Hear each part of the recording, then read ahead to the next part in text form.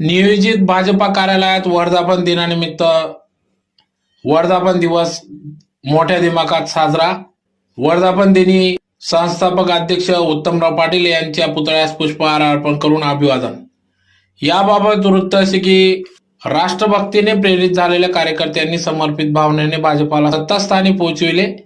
भारतीय जनता पक्षाच्या कार्यकर्त्यांनी जनसेवेचे कास धरीत प्रचंड जनसमर्थन मिळविले आणि भाजपाला केंद्रात व राज्यात सत्तास्थानी आणले।